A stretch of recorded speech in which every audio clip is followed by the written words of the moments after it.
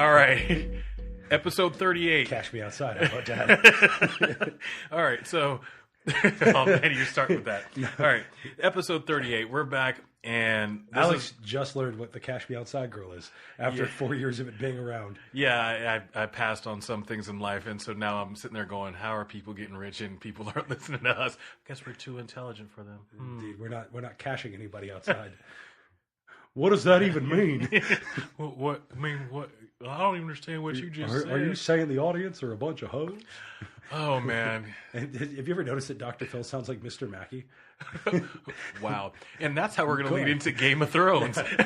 All right. So this is technically episode 37B. Well, I'm calling episode 38. This is Alex. And Brennan. And we're going to talk about nothing but Game of Thrones this time. Yes. We're not going to get into anything No other else. movies, just Game of Thrones. So last week we did Game of Thrones season 1. Right. This week, season 2. Season 2. So season 2 was a lot of information. A lot of foundation. And they laid down, hey, these are the characters. You got to see where the train was supposed to go. Mm-hmm. It stopped at the station when Ed's head fell off. Yes. Now let's give us some depth to these characters. Yep. Why do we have to care about these characters? Because you can't just kill off a character without falling, really deep into their story first, which is where we learned that there's no one safe. It ain't safe no more.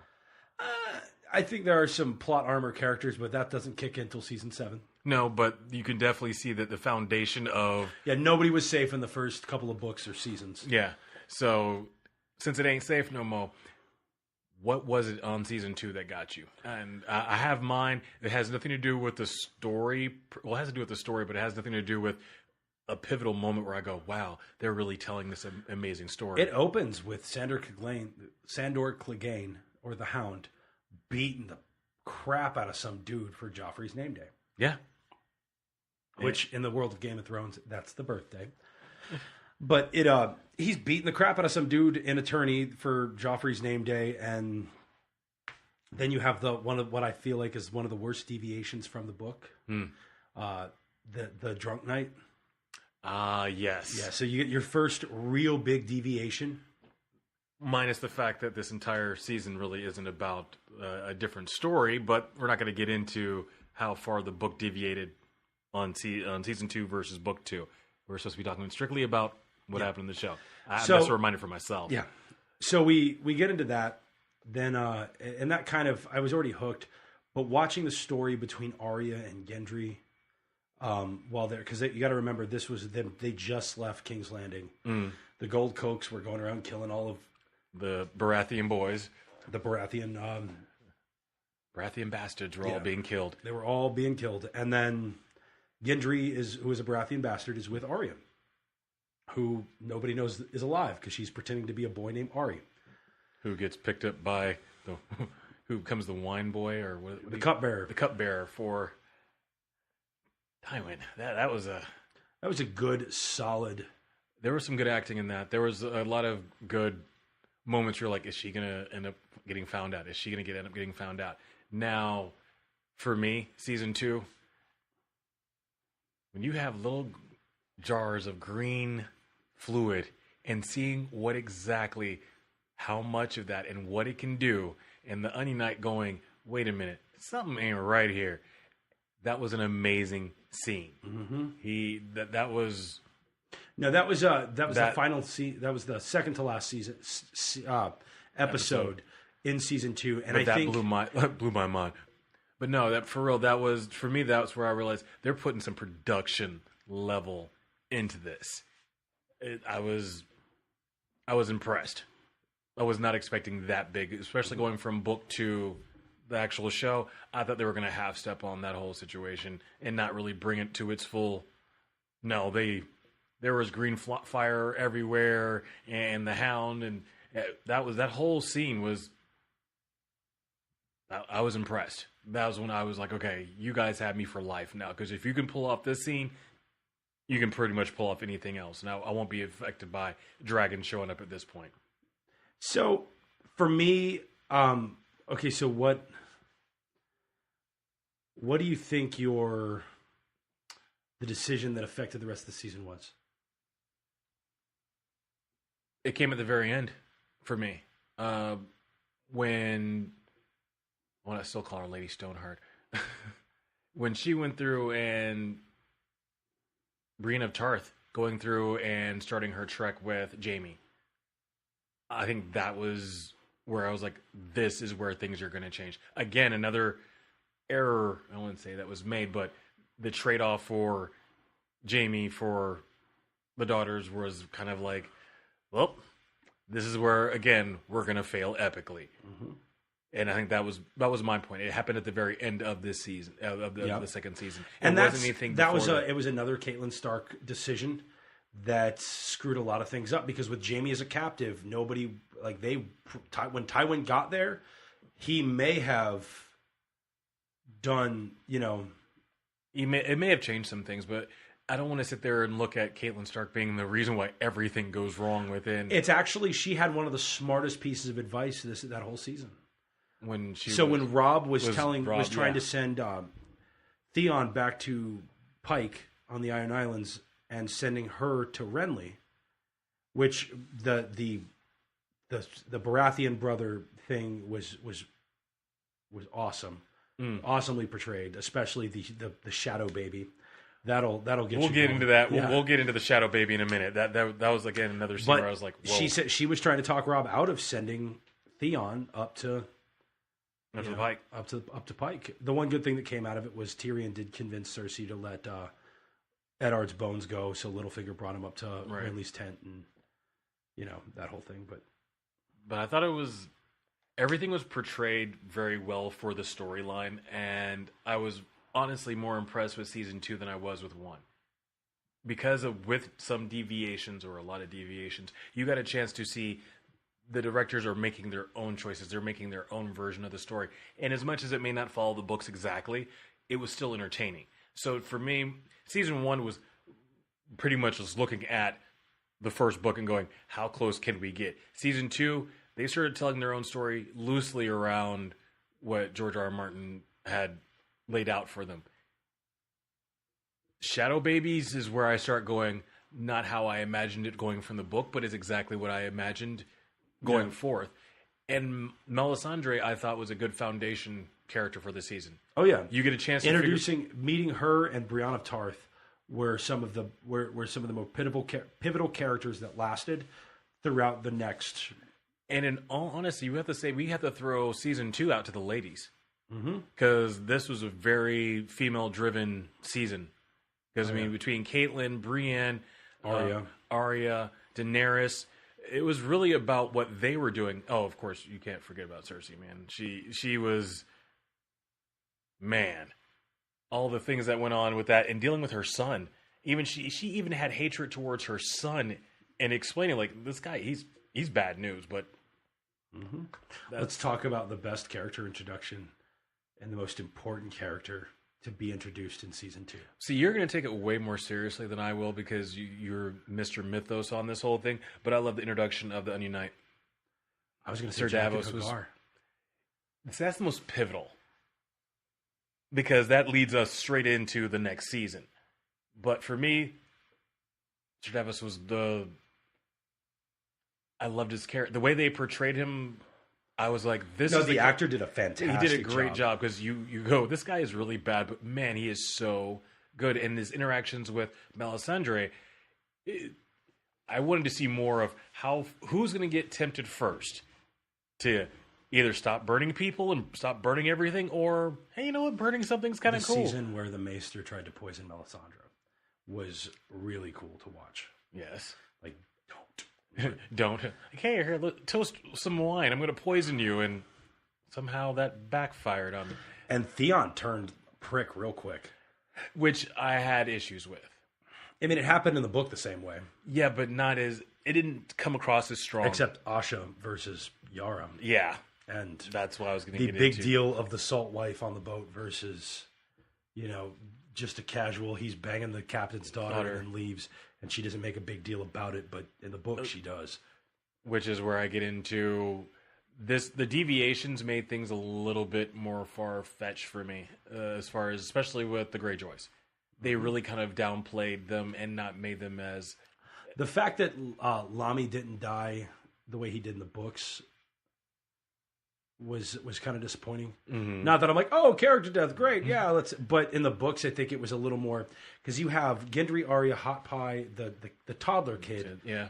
all running around through the woods, basically just trying to survive, Mm-hmm. and then they get found. Right. And the deaths came up. I wouldn't say they came up quick. They just, okay, and they're dead. Yeah. And I was like, wow, this was not the build up to her going, oh, you just killed him. Oh, great. You just killed Gendry. Yay, we survived. I was like, wow, that was kind of a letdown. But like you said, Jaqen is where everything else is made up. Oh, yeah. Except for the freeing the Northmen in Harrenhal never happened in the show versus in the books. And like the escape from Harrenhal would have been a lot better if it hadn't been done the way it did. I mean, I get it. You have to simplify things in the show because there were some things in the book that didn't quite make sense, but it made sense. Like she knew some of those were North Lords. She could have said, hey, I'm Arya Stark. Can somebody take me home? And somebody had been like, you're Arya. And one of the North Lords would have looked at her and been like, that is Arya Stark. And roll the credits. Dun, dun, dun, dun, dun, dun. Yeah. That was it. That was in the show. But it would have been in the show. But she would have, instead of going to Jaqen Hagar and needing him to help her escape, well, he technically did all three by helping them escape. Right. But they would have been, she'd have been able to go home. And then that would have been one of the kids in their custody, which may have changed a lot of things. But that's in the books, not in the show. The North Lords never made it to Harrenhal before she... But do you think the whole Jaqen Hadar thing was another pivotal point in the entire... I think her freeing them was definitely a good choice on her end because, you know...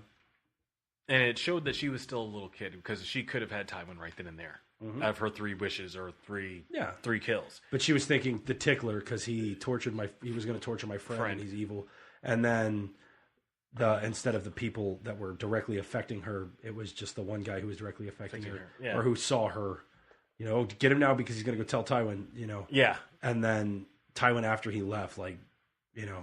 Yeah, it was too late. And I was like, that shows that she was still a little girl. And I think that shows, again, huge character growth from going from season 2 and looking forward to season 8. So I'm like, they did a really good job of setting up these characters for who they were. Now, another key player that we haven't talked about is I won't say the trials of Sansa, but what Sansa went through in season 2. Sansa was being tortured in season 2 like crazy. Oh, man. Joffrey, every time Robb Stark wins a war, Sansa gets beat.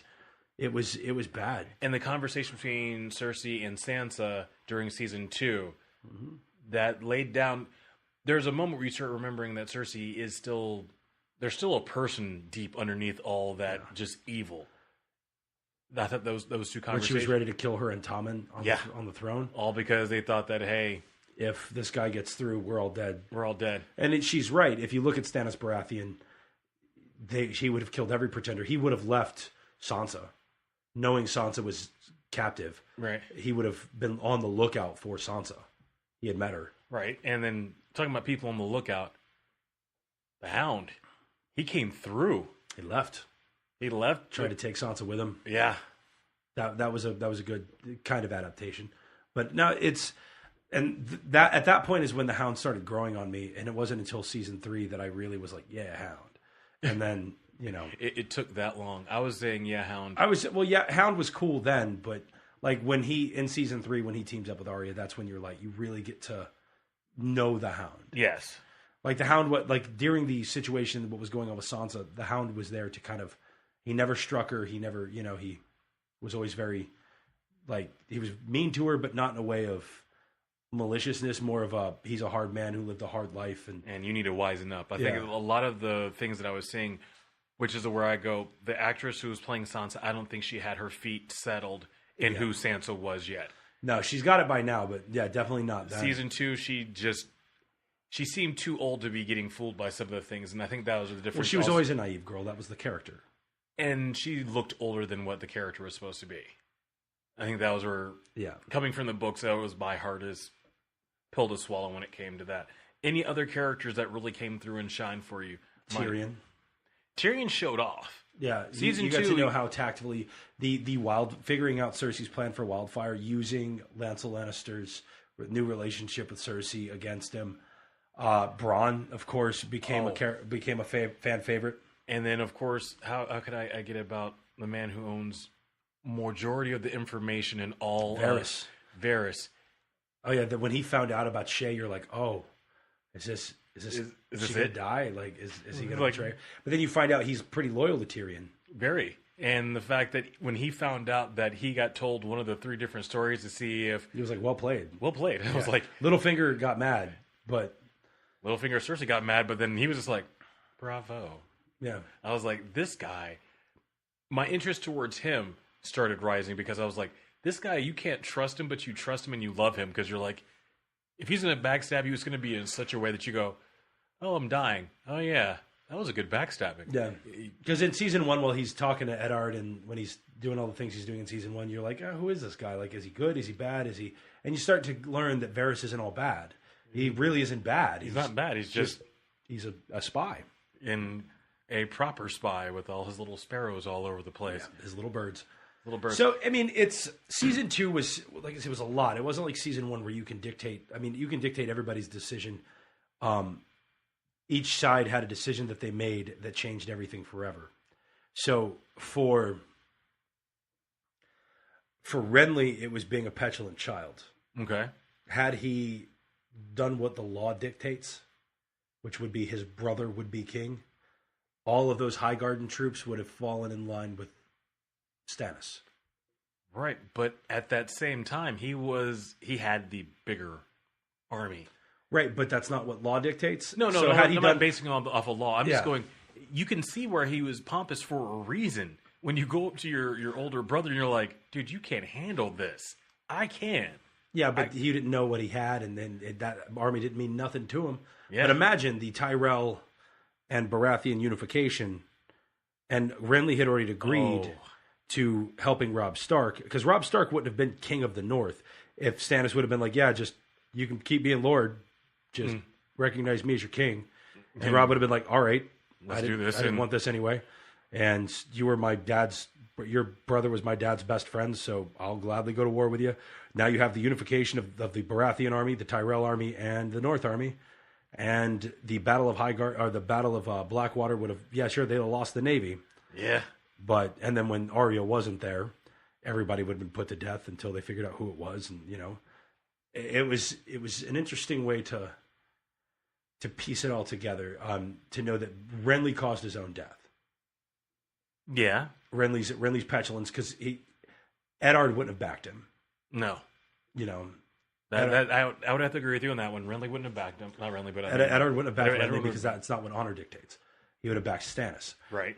So the fact that Caitlyn was there, of course, that was an offense to Stannis, knowing that like your husband would have done this, And then Brienne of Tarth technically should have backed Stannis because his dad is a lord to Stannis. But if you know the history behind Brienne of Tarth and Renly Baratheon, there is a dance that all the boys made fun of Brienne of Tarth, and Renly was the only one to actually dance with her and treat her like a lady, even though she was butt ugly and in the books. This is a book thing. This obviously wasn't explained. So she loved Renly from then on because of his kindness, even though she was also in love with Renly, and Renly liked the company of men. So that kind of changed some things. Yeah. But she still was loyal to Renly. She should have been, because of her, where the domain of her father's lordship lies, which is the Stormlands, should have been loyal to other Baratheon, Stannis. So Renly caused his own death. Okay, now what about Tyrion? What did he do during the second season that changed everything for him? The smartest thing he could do, that 3-letter, because he did sending out the 3 letters to the 3 different people for the possibility of marrying out his niece, figuring out which one of those would betray him, making sure it was Pycelle, and then imprisoning Pycelle right away, and then pushing Lancel Lannister to admit that he was sleeping with the queen, getting him under his thumb. So she lost her biggest ally on the council, and the person sharing her bed is sharing information with him. But do you think that really changed everything for his entire future? It changed his status while he was Hand of the King. So the thing that caused him to change his future was the fact that he went out to battle. You think that would have Had changed? he not gone out to battle and had he just led from the rear, he wouldn't have ended up getting almost killed by Sir Mandon Moore. Which would have led to him being awake when his father entered. Which I don't think would have changed anything. It would have changed how he interacted. Instead of being held up for months while pieces were moved, he'd have still been able to move pieces. Okay. Yeah, because he was playing a game of chess with everybody. Oh gosh, was he ever? And because he was laid out, injured, possibly dying for a while, or they considered him dead for a little bit. They thought they didn't think he was going to make it. He wasn't able to move pieces. And so when he woke, okay. So when he woke up, everybody had a different position. So had he just peacefully transferred the power over to his dad, still moved the pieces where he needed to kind of, keep up with that, he'd have been able to maintain a better station than just where he was. All right, then I'm gonna go for the next one. It's my last one. I'm gonna see exactly where you place this one because I want to know as the weakest part of season 2. And I say nothing against the story itself. I just think that it wasn't portrayed very well. Daenerys. Her story sucked. I thought that was some cool concepts, but it was 1,000 years out in the desert type of situation. And then we played a lot of just dragging of the story. How long can you still keep people interested? You got to remember that book, there wasn't a whole lot of Daenerys action in the book. No, and to me, I think that you could have just removed it altogether and just had it. You have to, because you're building a story up for the future Queen of Westeros. You have to show some things. And they did cover what they covered in the books. It was just a little, you could have just drug it on. Yeah, they had to fill it somehow so people got their fill of Dany. And I get it, but I think, and that was, in the books, I even thought this is a really pointless set of chapters. And it turned out to be. Although the House of Undying was cool, and the Dracarys, first time they make fire, it's cool. It's cool scenes. But I mean, for Dany, she really wasn't forced to. She really didn't have many choices. So you can't really go based off of what she did as choices for season 2. I'm going to actually throw one back at you on that one. I think that her accepting the fact of she is the mother of dragons happened in this. No, but the choices she made, she didn't really make any choices she could avoid. Okay, that she could avoid. Yeah, she didn't make any choices she could avoid. If they didn't get into Karth, they would have died. And Karth is what left her vulnerable to get her dragon stolen. Yeah, I mean, but you also got to see that she had some mind about her. I think that's what I was enjoying about the scenes that we did get with Daenerys and Karth, is that, and of course, she can play the game. This had the scene of Sir Barristan quitting like a boss. Oh, yes. That season did. Sir Barristan, you're fired. You can't protect anybody. Pulls out his sword, and just now I could cut through the 5 of you like carving a cake. Like crazy old man with a sword. Like, all right, but you believe him. You're like, yeah, that guy probably can kind of. Yeah, because none of them jumped. They were like, I don't want to do this. I really don't. The Hound probably could have taken him, but that was Joffrey's worst move. Yeah. You think getting rid of him was the worst move? Was the worst public move he could have done. More than the almost public beating of Sansa, because when Tyrion comes in there and stops him right before. Yeah, I think that was where Bronn. So Bronn came in and helped save them, and that was a bad move on his part. But he was already a cruel person. Everybody already knew it. But no one was going to sit there and. He was already a cruel person, but already associating him with the Mad King was a huge kick. But we won't know that if you follow the season. This is going almost from book. And that's full seasons. My point is, like, Barristan Selmy wouldn't have allowed his Kingsguard to act that way. He was Lord Commander. He wouldn't have allowed it. He'd have beat the piss out of them and behind closed doors. Right. He would not have allowed it to happen. So I don't think Sansa would have had the public beatings because you'd have had Sir Barristan Selmy advising. So that really was to the king. That's like, hey, I've sat beside 2 kings. Let me kind of give you some pointers as to what we can do to make sure this all goes smoothly. Yes, she's this, and so no information's getting out. You should lock her in here.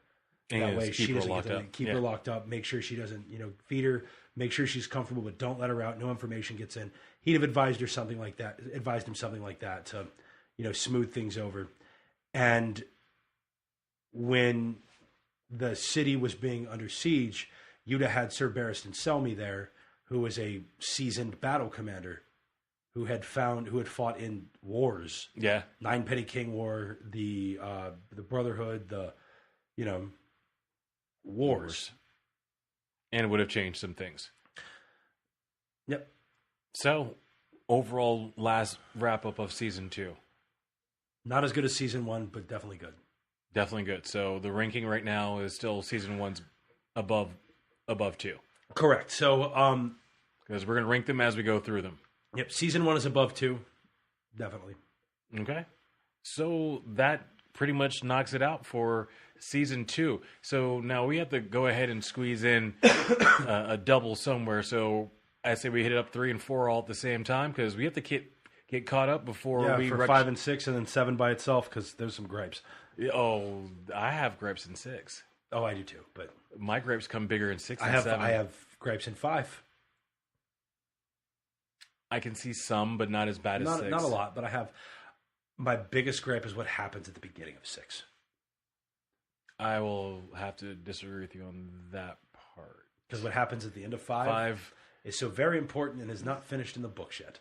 Right, and that's where the ability to sit there and have, hey, you can do whatever you want at this point is where I start going. And then to have the other thing that happened at the end of 5 really bothered me. Instead of speaking over everything, why don't we just cover go ahead when we get there. And so, like we end every single time, if you have any questions or disagreements or you think that we're in some way wrong or indifferent or you want to meet us outside, you can hit us up at mailbag@therealpundits.com.